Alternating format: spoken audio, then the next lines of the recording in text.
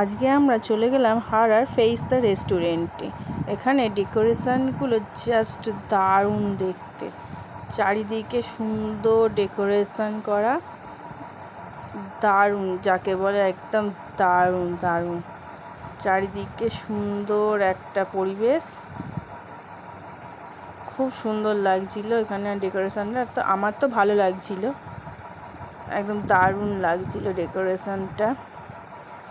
এখানে বরমশাই মেনু কার্ডটা দেখে নিচ্ছে কি খাবার অর্ডার দেবে, দেখেছো?